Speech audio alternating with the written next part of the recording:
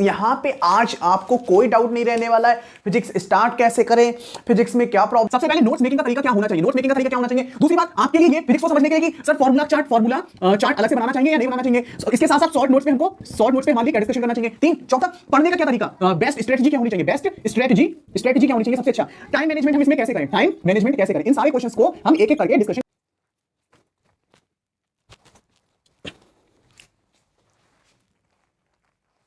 हाँ भाई चालू है। हेलो गाइस, तो आज हम डिस्कस करेंगे वीडियो में। उससे पहले मैं आप हेलो गाइस, तो कैसे हैं आप लोग, कैरी विनाटी कॉपी छोड़ो। हेलो गाइस, तो आज की हमारी वीडियो है हाउ टू अंडरस्टैंड फिजिक्स।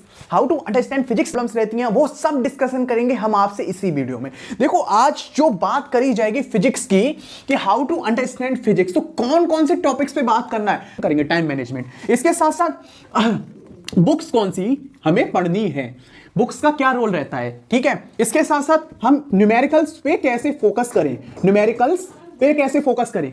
तो इन 6 पॉइंट से 7 पॉइंट से हम समझेंगे कि how to understand physics, physics में क्या क्या चीजें इंपॉर्टेंट होती हैं, short notes, formula chart notes, साथ में मैं आपको एक चीज और बताना चाहूंगा, माइंड मैप। और एक पॉइंट जो सबसे इंपॉर्टेंट है फिजिक्स का, वो इसमें हम रियल लाइफ एक्सपेरिमेंट, तो ये पॉइंट जो है ये मैं आपको पूरा कंप्लीट बताऊंगा इन सब पॉइंट्स के बाद, ठीक है। तो हमारे लिए फिजिक्स समझने के लिए किस चीज पर कैसे वर्क करना चाहिए ये इंपॉर्टेंट है, ठीक है।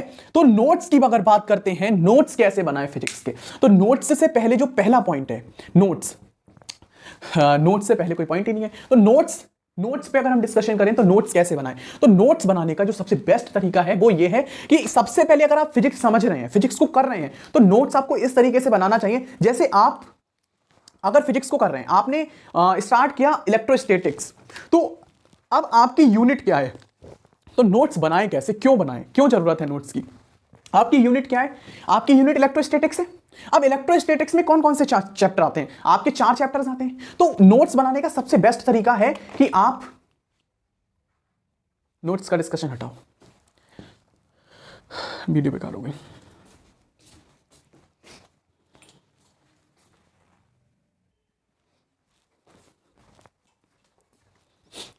तो नोट्स बनाना, हमारा जो डिस्कशन है नोट्स बनाना काफी इंपॉर्टेंट है। सबसे पहला पॉइंट जिस पे डिस्कशन कर रहे हैं, नोट्स बनाना। देखो नोट्स क्यों बनाते हैं फिजिक्स के, अगर आपकी पूरी एक बुक है, आप बुक पढ़ रहे हो, आप चैप्टर पढ़ रहे हो, बुक में चैप्टर्स आप पढ़ रहे हो, तो चैप्टर को हम शॉर्ट टर्म में लिख सकें। कहने का मतलब है अगर आप कोई भी पॉइंट पढ़ रहे हैं, जैसे मान लो आपका चैप्टर इलेक्ट्रिसिटी है, अब इलेक्ट्रिसिटी चैप्टर में इतना सारा डीपली कंटेंट लिखा हुआ है, वहां पे चार्ज के बारे में लिखा हुआ है, थ्योरी प्रॉपर्टीज बताई गई है, कहां से इन्वेंट हुआ, वो सब लिखा गया है। तो नोट्स का हमें ये पता लगता है एक लाइन में या एक पॉइंट में व्हाट इज चार्ज, ठीक है। और हम एक या 2.5 पेज में चार्ज को एक्सप्लेन कर देते हैं, like as quantization of charge, conservation of charge, ठीक है। इसीलिए नोट्स बनाना बहुत इंपॉर्टेंट है। नोट्स आपको जरूर बनाना चाहिए, नोट्स बहुत जरूरी है आपको फिजिक्स समझने के लिए। इससे ये होता है कि आप बहुत कम टाइम में काफी ज्यादा मटेरियल को या फिर काफी ज्यादा कॉन्सेप्ट्स को आप समझ सकते हैं अपने नोट्स की हेल्प से। अब नोट्स बनाते समय आपको क्या चीजें ध्यान रखनी चाहिए, सबसे पहले तो आपको हमेशा एक चीज ध्यान रखनी चाहिए कि आप पतली कॉपी बनाओ, तो ज्यादा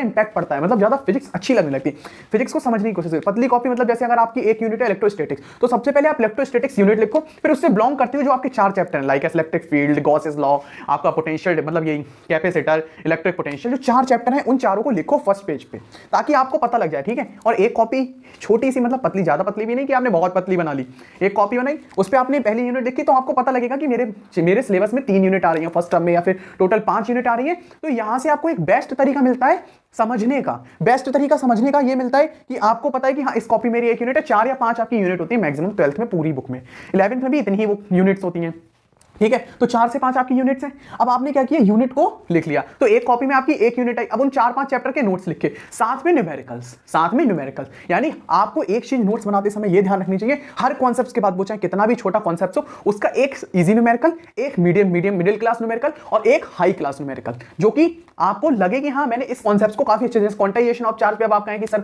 Q = NE पे कैसा क्वेश्चन आ सकता है, तो ऐसा भी क्वेश्चन आ सकता है जो उस पर भी टफ हो। आपको ये भी सोचिए, आप सोचिए I = Q/T होता है, इसमें भी T को फैक्टर मान के इंटीग्रेशन करके या फिर Q को जो है उसके टर्म्स में देकर आपसे पूछा जा सकता है, तो इसमें भी टफ क्वेश्चन आ सकता है, इजी भी। इसलिए हर में 3 टाइप के क्वेश्चन जरूर करना चाहिए आपको, ठीक है। तो नोट्स बनाने का सबसे बेस्ट तरीका है कि आप स्टेट मतलब यूनिट बाय यूनिट नोट्स बनाएं। इससे बेस्ट तरीका आपका नहीं हो सकता। हो सकता है अगर आपको लगता है कि इससे बेस्ट है तो आप उसको अपने अकॉर्डिंग अप्लाई कीजिए, ठीक है। अब सेकंड पॉइंट का डिस्कशन, सेकंड पॉइंट है आपका फॉर्मूला चार्ट। अब फॉर्मूला चार्ट क्या है भाई, तो फॉर्मूला चार्ट पे डिस्कशन हम करेंगे। फॉर्मूला चार्ट देखो, सबसे पहले अगर आपने एक यूनिट लिखी, मैंने आपको कॉपी बनवाने को कहा है, तो जब आपने यूनिट लिखी तो फॉर्मूला, अब जब लास्ट में आप आओगे तो आप उन सारे फॉर्मूलाज को, कि जितने फॉर्मूलाज हैं उन सब फॉर्मूलाज को आप लिखो एक एक करके। जब आपने फॉर्मूलाज लिखे तो उसका क्या इंपैक्ट पड़ता है कि आप फॉर्मूलाज याद कर लोगे ना तो भी कॉन्सेप्ट्स हो जाएंगे। जैसे आपने नोट्स बनाए, अगर आप ये स्ट्रेटजी फॉलो करते, गारंटी की बात कह रहा हूं, आपका एक नंबर नहीं कटेगा फिजिक्स में। मैंने सेल्फली खुद ये स्ट्रेटजी यूज की है और मैंने खुद अपना एक नंबर नहीं कटने दिया फिजिक्स में, ठीक है। अगर आप फॉर्मूला चार्ट की बात करें तो फॉर्मूला चार्ट बहुत इंपॉर्टेंट है यूनिट वाइज। जब आपकी उस कॉपी के लास्ट में, तो आप उन सारे फॉर्मूलाज लिखो। इससे आपको पता लगेगा, कुछ फॉर्मूलाज आपस में इंटरलिंक हो जाते हैं यूनिट में, तो ये आप उन फॉर्मूलाज को काफी अच्छे से अंडरस्टैंडिंग कर सकते हो, ठीक है। तो ये बहुत इंपॉर्टेंट है कि फॉर्मूला चार्ट को आप समझ सकते हो। फॉर्मूला चार्ट बहुत इंपॉर्टेंट है, इससे एक ही कॉपी से आपकी पूरी यूनिट का रिवाइज हो जाएगा। पतली कॉपी, 4-5 कॉपी में फिजिक्स खत्म, आपको भी लगेगा कि is the best strategy for you.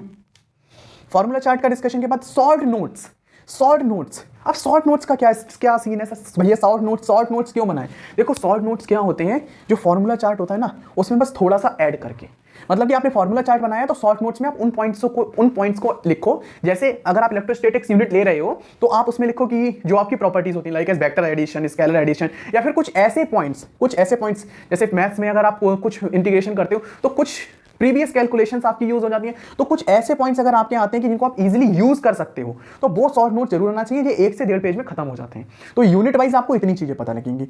Best strategy पे हम